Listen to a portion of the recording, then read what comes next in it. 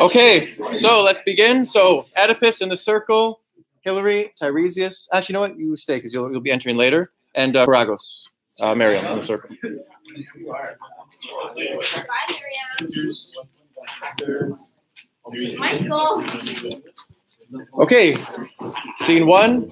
Everybody reading along or listening. Oedipus. Is this your prayer? It may be answered.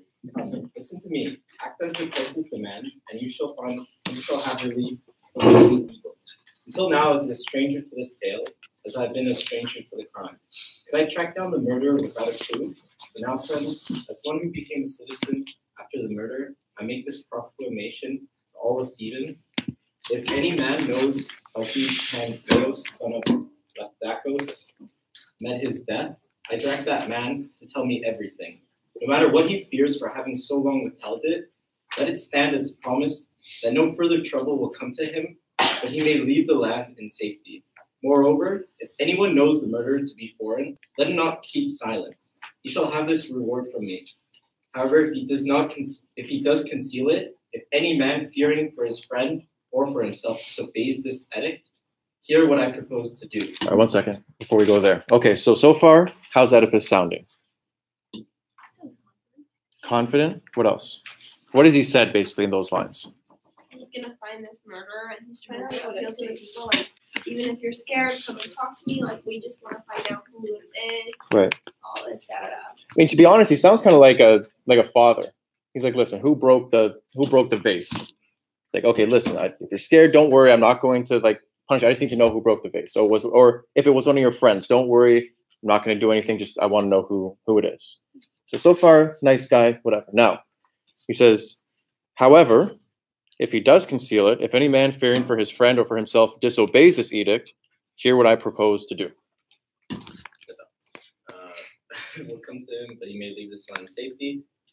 Let him not keep silent. He shall have his reward from me. However, if he does conceal it, if any man fearing for I solemnly forbid the people of this country, where power and throne are mine, ever to receive that man or speak to him, no matter who he is, or let him join in sacrifice, lustration, or in prayer.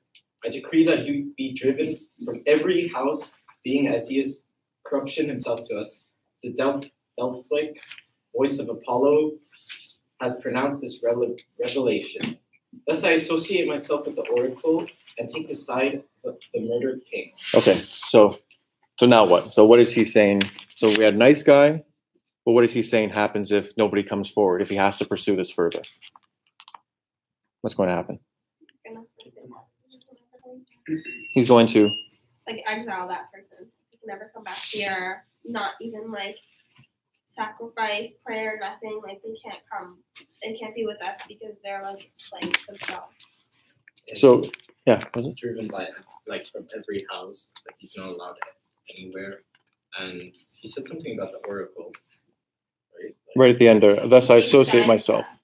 So there's obviously, I think everybody here can sense the sense of irony of the fact that he's probably the one who's guilty of this crime, and he's passing down all of these things he's going to do.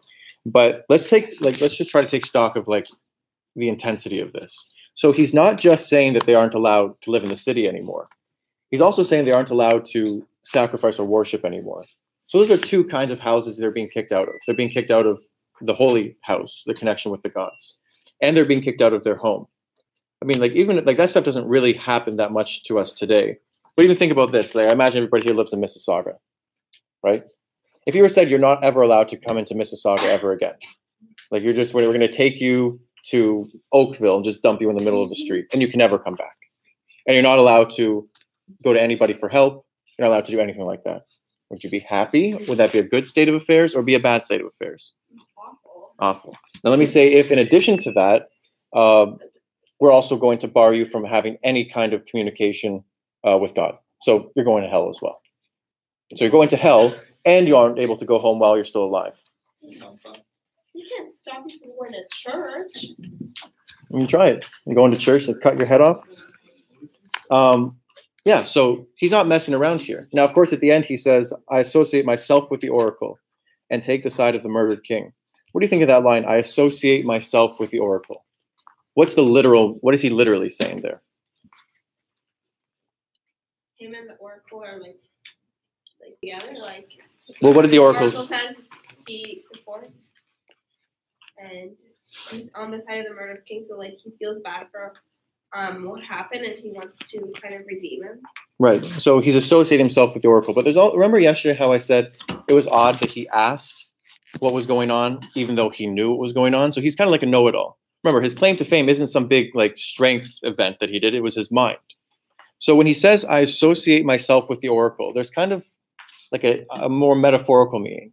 He puts himself, in terms of his intelligence, in terms of his ability to get things done, up there with a semi-divine person, like an oracle. So we'll see how this sense of his knowing everything plays out. Okay, Francisco. As for the criminal. As for the criminal, I pray to God, whether it be a lurking thief or one of a number, I pray that that man's life be consumed in evil and wretchedness. And as for me, this curse applies no less if it should turn out that the culprit is my guest here, sharing my heart. You have heard the penalty. I lay it on you now to attend to this for my sake, for Apollo's, for the sick, sterile city that heaven has abandoned. Suppose the oracle had given you no command. Should this defilement go uncleansed forever? You should have found the murderer. Your king, a noble king, had been destroyed. Now I, having the power that he held before me, having his bed, begetting children there upon his wife, as he had he lived. Their son would have been my children's brother if Laios had luck in fatherhood. And now his bad fortune had struck him down. I say I take the son's part, just as though I were his son, press the fight for him.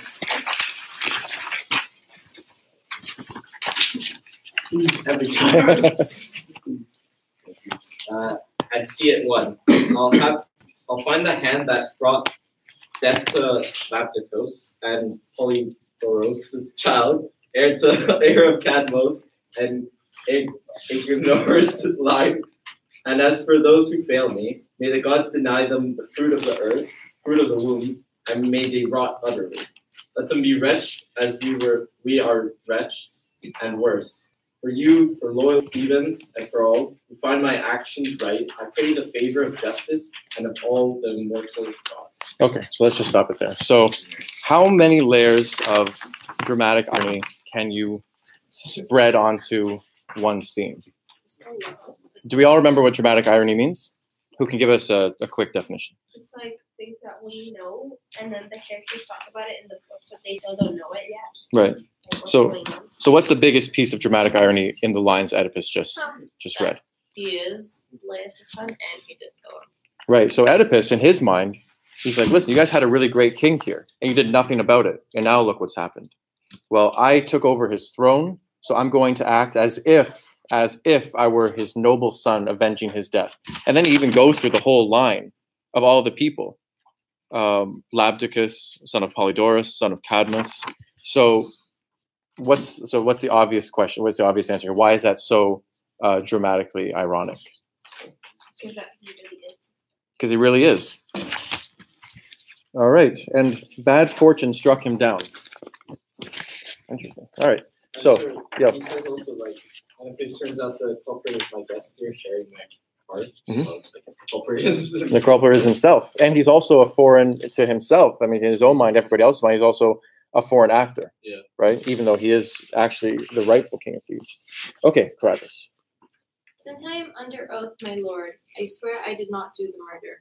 I cannot name the murderer. Phoebus ordained the search. Why did he not say who the culprit was?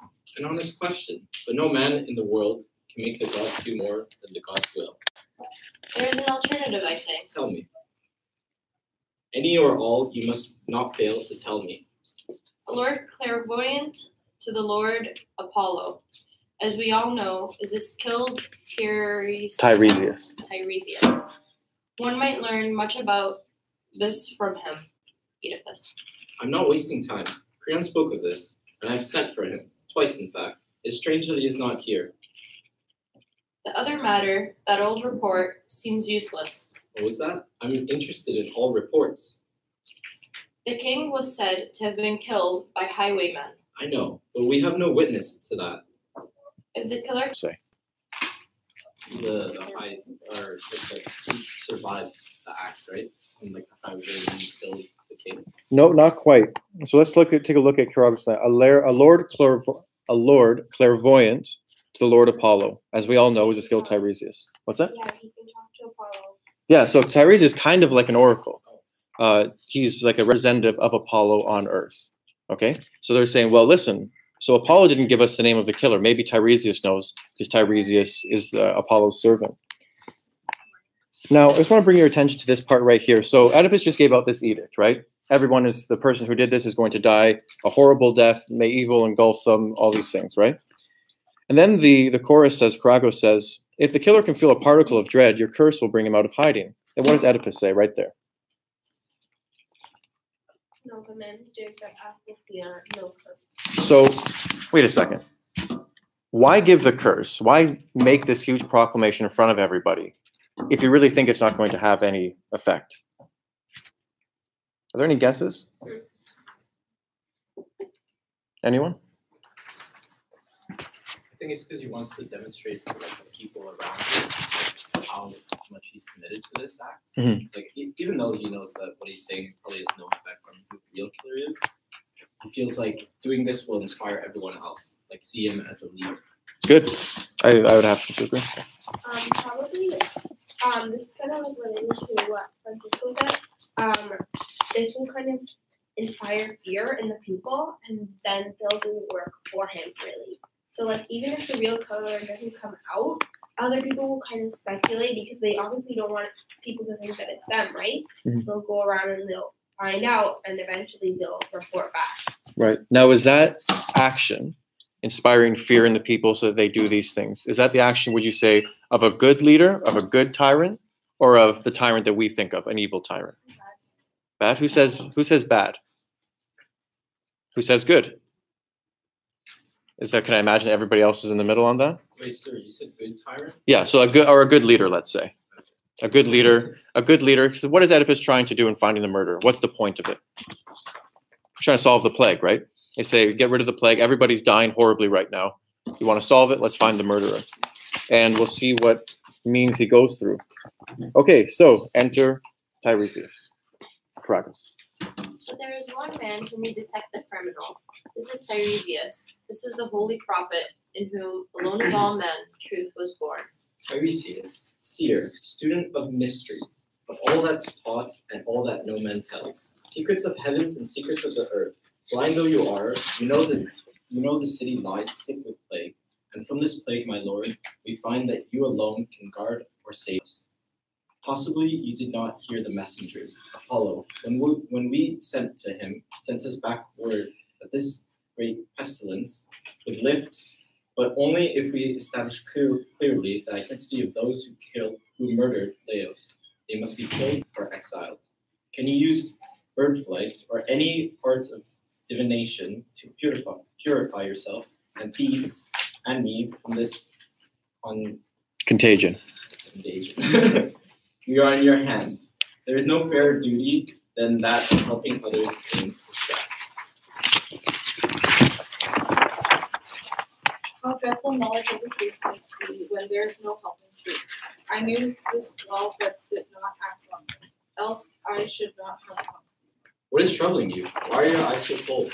You go home, bear your own fate, and I'll bear mine.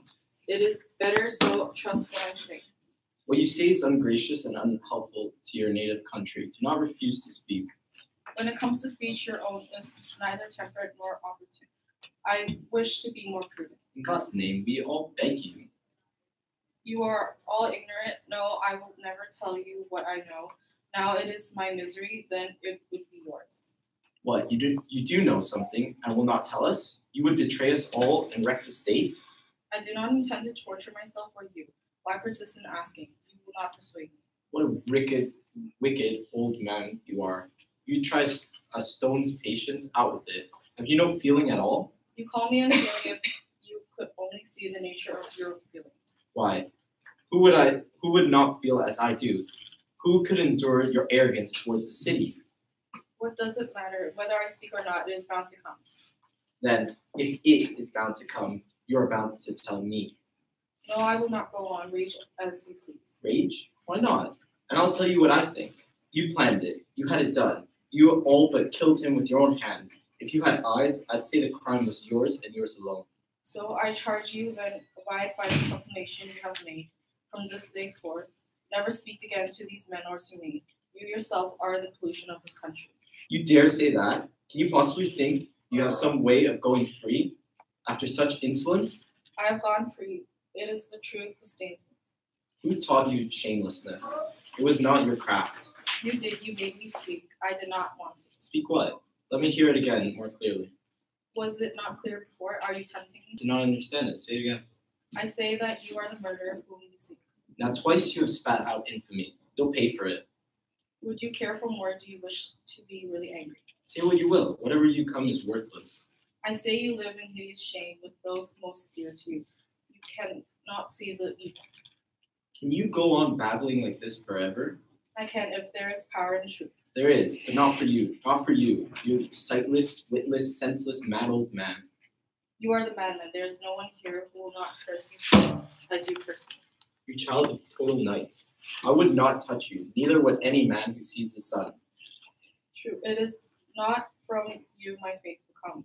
That lies within Apollo's confidence as it is his concern. Tell me, who made these fine discoveries? Creon or someone else? Creon is no threat. You weave your own wool. Wealth, power, craft of statesmanship, kingly position everywhere admired. What savage envy is stored up against these, if Creon, whom I trusted, Creon my friend, for this great office which the city once put in my hands and sought, if for this power Creon desires in secret to destroy me, he has brought this decrepit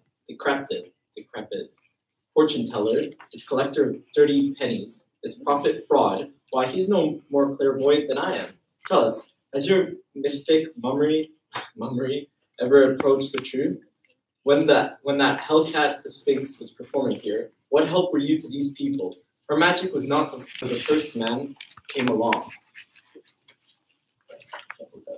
It demanded a real exorcist. Your birds, what good were they? Or the gods, for what mattered that? But I came by, Oedipus, the simple man who knows nothing. I thought it out for myself. No birds helped me. And this is the man you think you can destroy? That you may be close to Creon when he's king? Well, you and your friend Creon, it seems to me, will suffer most. If you are not an old man, you have paid already for your plot. Okay, let's just take a breath there. That was a lot. That was a lot. Okay, so somebody tell me what happened in the scene. Somebody I haven't heard from yet. Mary.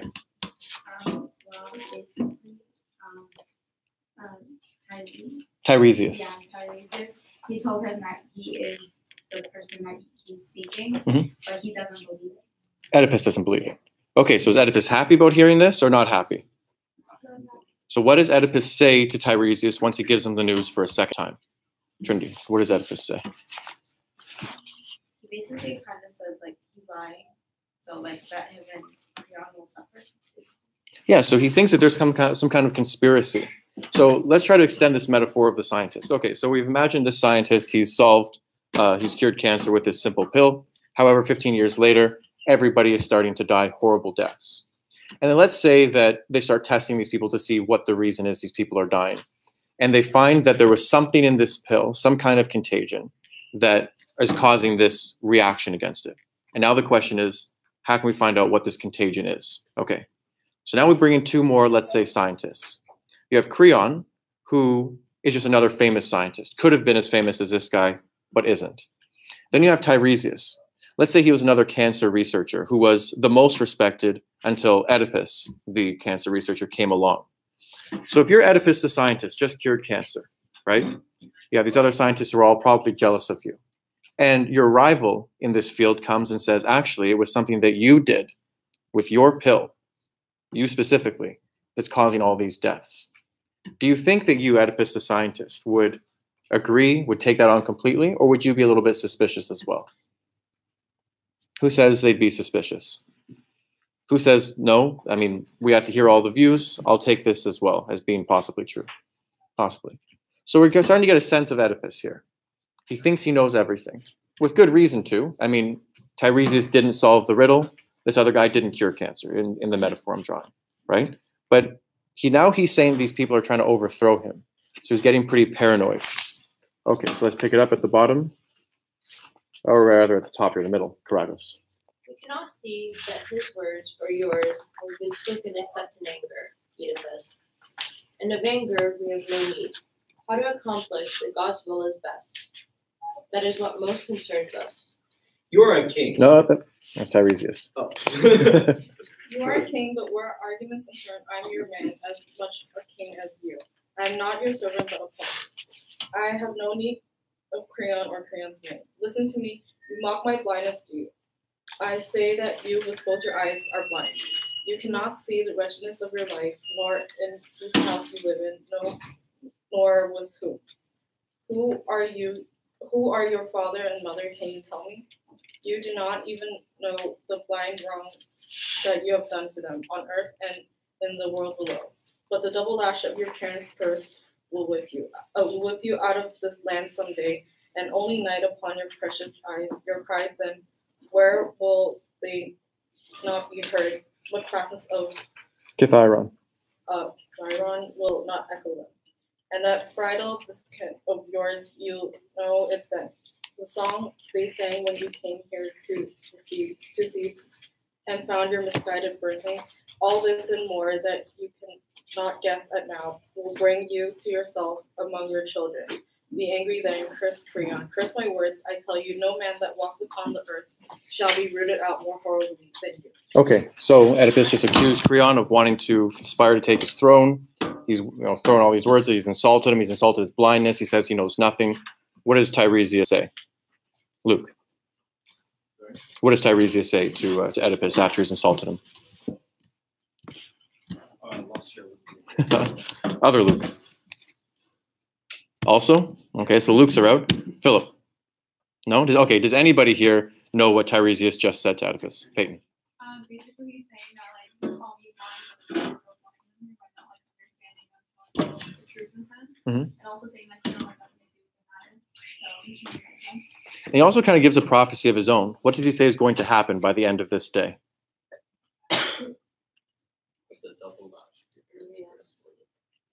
So not only is he saying that you're blind, but he's saying, listen, by the end of today, you're going to be as messed up, let's say, as you think that you're going to make me. Okay, what does Oedipus say back to this? Top of the page. Am I to bear this from him? Damnation, take you out of this place, out of my sight. I would not have come at all if you had not asked. Could I have told that you talk nonsense?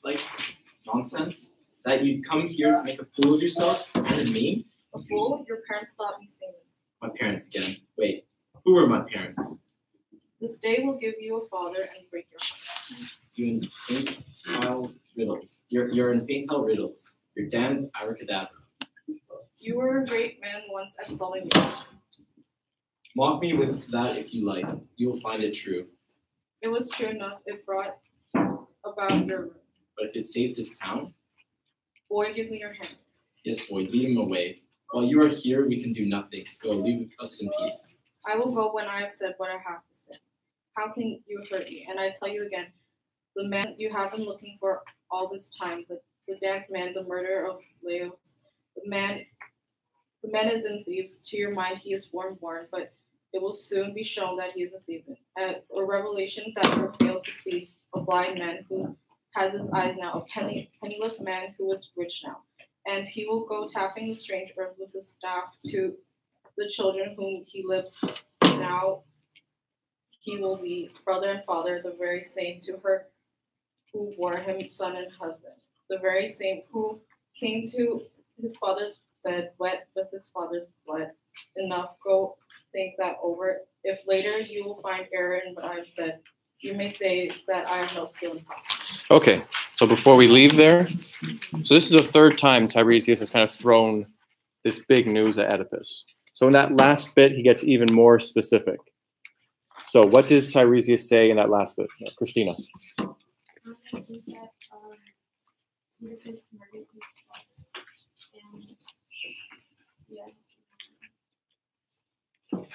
So that's one. So he's saying that you're killed his father. Okay, what else? There's a whole section right there, right before the ending. The damned man, the murder of Laius, the man is in Thebes. To your mind, he is foreign born, but it will soon be shown that he's a Theban, a revelation that will fail to please. Then right here is where he comes up with basically the prophecy for the day. So a blind man who now has eyes. A penniless man who is rich now, and he will go tapping the strange earth with his staff. To the children with whom he lives now, he will be brother and father, the very same. To her who bore him, son and husband, the very same, who came to his father's bed, wet with his father's blood. So he really just spells it out. He's saying, listen, you killed Laius. Laius and Jocasta are your parents. Your children are also your brothers and sisters. Your wife is also your mother. Could he be any clearer than that? No? That's pretty much straight up, right? Do you think Oedipus is going to be ready to accept this? We'll have to find out. So, thank you guys. You can have a seat. So now we're doing the chorus part, and we'll start with Victoria. Yeah, so remember, each line of the chorus is what you read. Know where your line is, follow it through so we can have a nice progression, okay? Start us off, Victoria. The Delphic Stone of Prophecies. Remembers ancient legislation. And his still bloody hand, that killer's hour of light has come. You must be stronger and rudderless. Voices of utter will. The son of Zeus, armed with his father's son, leaps and lightning after him. And the Furies hold this track, the sad Furies. Holy Arnosis, peak of snow, Flashes and blinds that secret man. That all shall hunt him down. though he may roam the forest shade like a bull gone wild from pasture. That's where three things of stone. Nothing found on him, that will not avail him, for the world's heart calls him.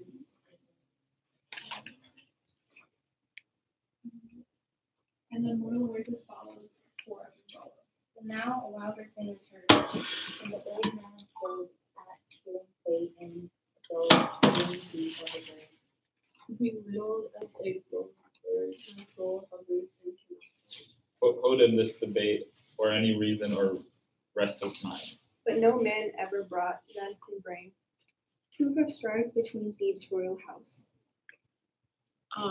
Lapticus. Lapticus Lion and the son of Oedipus.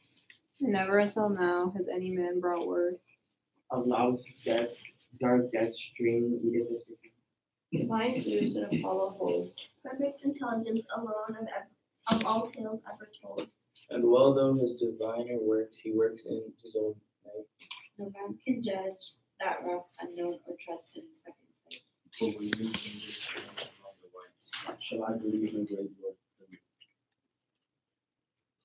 At a raging word that a blind old man let fall. I saw him when the carrier woman faced him a wall. Prove his heroic mind, these evil words are lies. Okay. So, what does the chorus think at the end of all this? What were they saying there? Josh. If you don't have a perfect answer, let's just give me what your impressions are.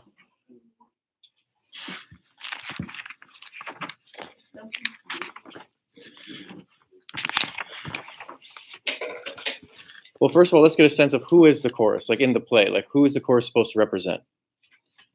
The people of Thebes, okay? So you have the people of Thebes, and they've just been saved, and this is their savior, Oedipus, okay? There happens to be another plague that comes along. Who would be the last person they'd think is responsible for the plague? Why? Because he's the savior, right? But they're caught between both their love and worship of Oedipus, their savior, and what the gods seem to keep on saying, okay? So, again, analogies to the modern day are difficult to draw because we don't believe in prophecy the way that the ancient Greeks would have. But we can all at least appreciate the fact that if you hold somebody in very high esteem, to find out that they're the reason that things are as awful as the way they are.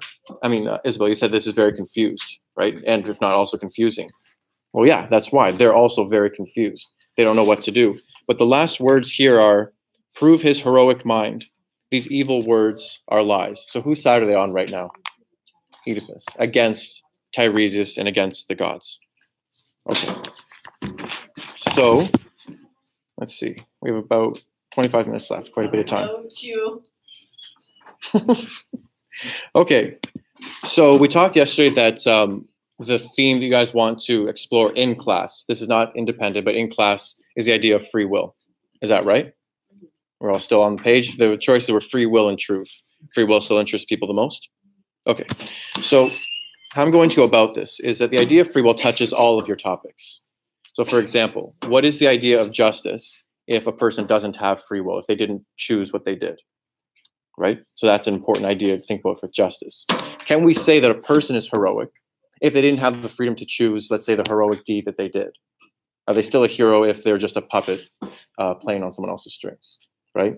Now, democracy and tyranny. When we think about democracy, there's an assumption about what democracy means. It means that people can choose what's best for society. We don't need a king and queen to tell us what's best, right? We have confidence in the rationality and the reason and logic of human beings to make decisions. We don't need a theocracy, for example, to tell us what we have to do. We don't need a monarchy to tell us what we need to do. If people aren't in control of their own actions, does that have any effect on our confidence in democracy? And does it change our belief in whether or not a tyranny would be any better? What do we say to those things? Okay, so those are the ways it can touch all of your topics. These are things you guys can consider as you're writing about them. But I want to clarify what the final essay is going to ask you to do. Okay, so you know how to compare Oedipus to what? King Lear. The comparison you're going to make is on the basis of topic. So you're going to take the idea of justice. Okay, I'm thinking about justice. What does justice look like in Oedipus? What does justice look like in King Lear? Ditto with heroism, ditto with democracy and tyranny. Yeah. I don't know if this is like relevant, but I noticed that like one similarity between the two already is that they talk a lot about like being blind and then being able to see, and like in King Lear it's the same thing. So like at first like they say that King Lear is blind and he doesn't know what he's doing, and then later on like he can see, or like the same thing with Gloucester, like right when they take out his eyes is when he can truly like see, and it's the same thing here. Like what was it? Tiresias is saying like right now, even though you're blind, later on you will be able to see, and like that's when he's gonna be in like on bad terms with everyone else. Now, is Tiresias blind? Yeah. Now, who's the one who knows the most right now about what's going on? Tiresias. So there's an irony there, right? Now, I'll put it this way. If I was to have followed the truth line with our discussion, that would probably have been the main line that I followed. As it happens, it's a definitely interesting thing to notice. And if you want to try to include it in the essay, that's fine. But just remember that the topic that you're developing, that's the idea you're developing in your essay. So what's the point of the essay? Why, like, what's the point of the comparison? The point of these essays, remember, for me at least in this class, is for you to develop your own thoughts on important topics. So we all know nobody here is going into English, right? Everybody's doing other things. Nevertheless, these questions are going to weigh on you regardless of what you do. Regardless of if you're a computer engineer, an engineer, lawyer, doesn't matter, okay? You all, for example, live in a democracy. So it's kind of important if you think democracy is the worst system of government, or if you actually think that it's a good system of government. For example, you all already are members of a democracy. For the idea of justice, well, you read a story on the news. It doesn't matter if you know what you think about justice. When you read that story, you know in your heart or in your gut whether it's just or not. And I mean, does anybody here make the case that we have perfect justice in our society? Does any society have a perfectly just way of doing things? No. So it doesn't matter where you try to escape to in your life, what you do for work. That question is still going to impinge on you because you're a human being living in a society. Now with heroism, right? With heroism, I'm sure everybody here, if they thought about it, they can think of somebody that they think of when they're trying to, attain something higher. Okay, if you're in science, you might think of a famous scientist, or even in your own personal life. Well, knowing about what to do with heroes is also important. If you go following, for example, a political hero, or a political leader, because you think he or she is this great hero, will that put you in a good spot or a bad spot? when it turns out they're not as heroic as you thought they were, right? So regardless of what you guys do after this class and after this school, these questions are all still going to weigh on you. And like I said yesterday, you don't have a choice about whether you think something about it or not. What's the only choice I said that you do have? Anybody remember? Agree or disagree? The choice that I think you have is whether or not your thoughts are yours or they're somebody else's who's telling you what to think. And like I said yesterday, I brought that analogy about a puppet. I mean, if you're hung up on strings, do your legs ever get tired? No, you're just hanging there. But you have to go where the puppeteer says. If you cut that string down, yeah, you have to take the responsibility to actually move your own legs. I'm asking you all to take the responsibility to actually think through these things. But you go where you want to go. Nobody else is pulling you. Now, again, I can't force you guys to think that one way is better than another. But I think you'd all at least tell me that you'd rather not be a puppet. Is that a fair assumption? So we're really only using King Lear and Oedipus as kind of examples or cases in point. I'm thinking about justice. I'm trying to think through what it really means to be just. Well, Sophocles in his play presents justice this way. Shakespeare in his play presents justice that way. Do I agree? Do I think that what happens to Oedipus is just? Do I think what happens to Lear is just? If I say I agree, then I have to describe why. And in describing why, I'll flesh out what I think justice is. In disagreeing, I'll flesh out again what I think justice is, because you need to know in order to agree or disagree. So that's why I'm saying these posts are going to start building your essay for you.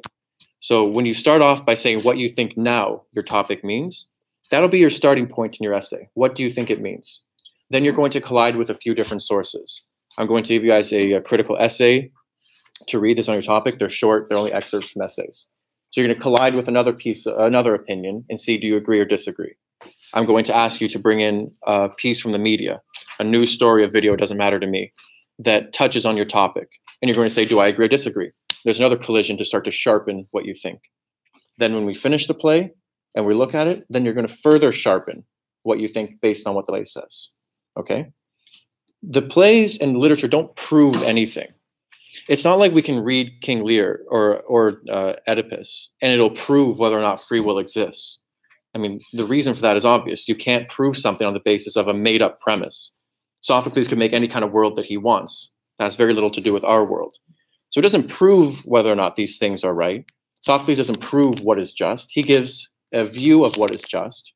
And then it's us to compare that to our own experience, to what we think in the world, and to sharpen our own minds based on our collision with Oedipus and Sophocles.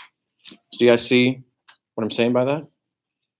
Does anybody have questions about, well, first, if you have any questions about the essay, we can work with it as we go. In terms of pages, count, I don't care. I'm going to be doing a full day of essay workshop with you guys to tell you at least what I expect to find in your essays. Like I said, I'll be writing my own essay based on the exact same thing you guys are doing. Yesterday, when you guys were doing your little stream of consciousness, 3 minutes of writing, I was also writing about free will. I'm also going to bring in a media piece. I will also read a critical essay about it, and I'll share this with you guys as I go. I will build my essay in front of you guys in real time so you know what I expect, what it looks like, right? But in terms of pages, I mean, on the one hand, you don't want your essay to be so short that you're not substantiating your views. If you just throw something out there and you leave it unproven, I'll say, well, that's very nice. Maybe it's true. I don't know. And you're not going to do very well.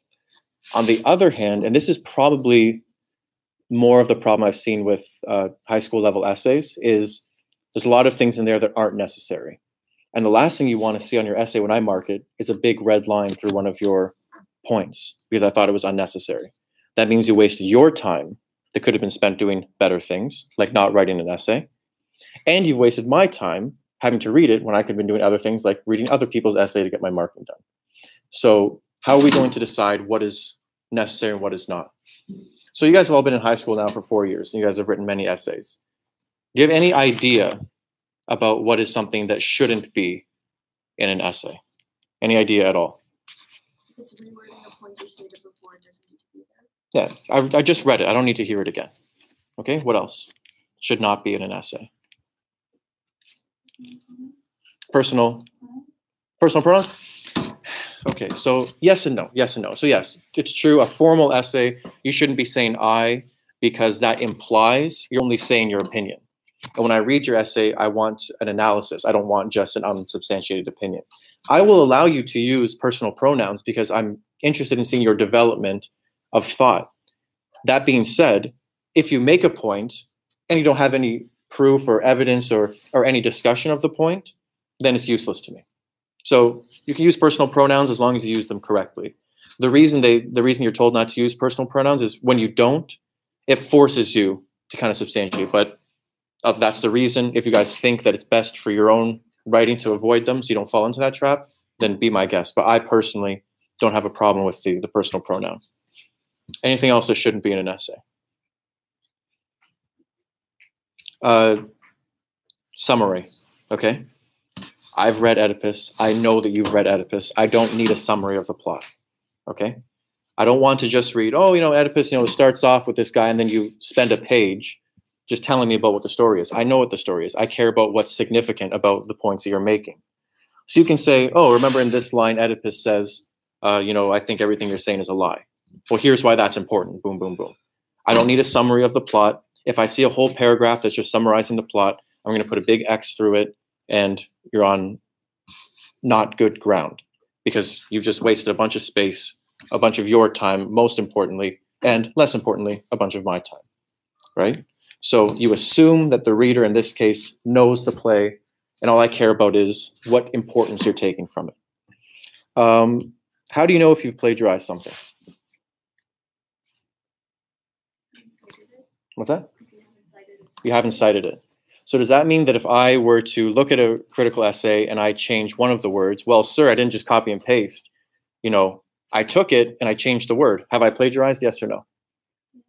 Okay. If I paraphrase, if I take the idea that somebody else said that I didn't have, I take someone else's idea, but I put their idea in my own words, have I plagiarized? So if you cite it, you're good to go. If you don't cite it, you've plagiarized. Is that right?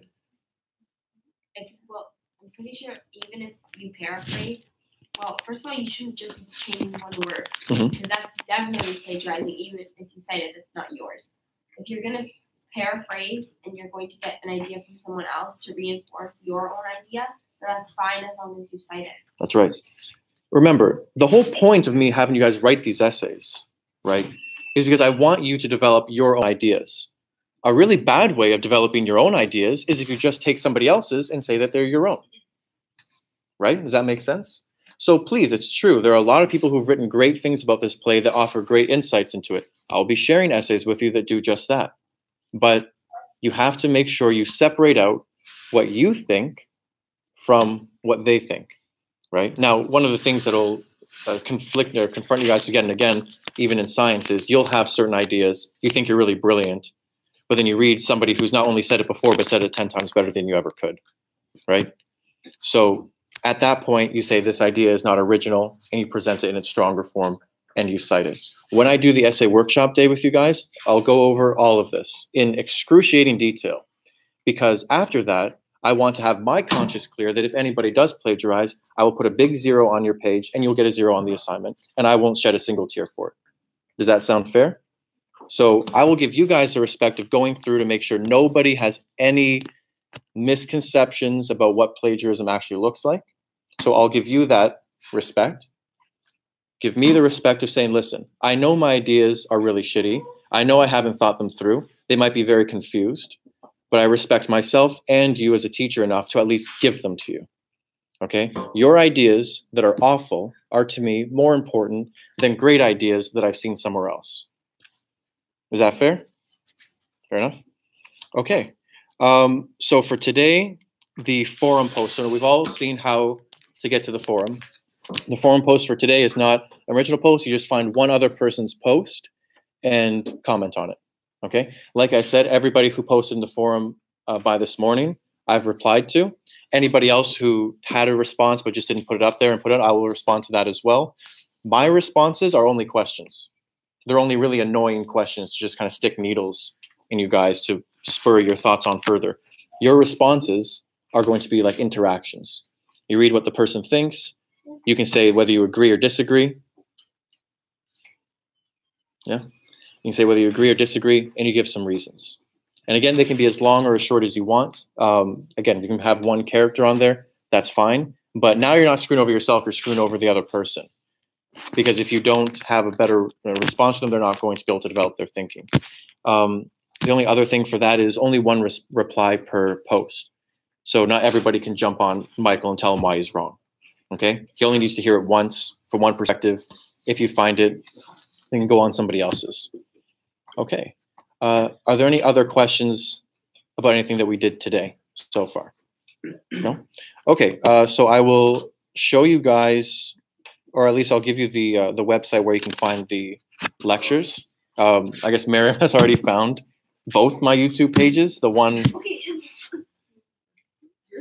So she's going to be getting a job with the FBI. For all of those who aren't as creepy, the YouTube page that I have, I'll write it on the board. It's called The Power of Facing. Okay? The Power of Facing. That's the YouTube channel name. The Power of Facing is a phrase from George Orwell.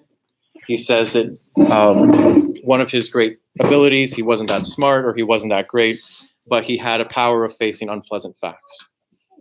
And what more power can you really ask for than to face unpleasant facts? So that's the YouTube channel. Let's see if there's anything else to do today. Yep. I'll hand back the assignments. Okay, so that's all for the Oedipus today. If you have your King Lear books, we're going to hand them back. We also have your presentation marks that we can give back to you guys as well. So I'm going to call you up to take your King Lear book. Please look at the number on your Oedipus duotang when you come up to bring your King Lear book back.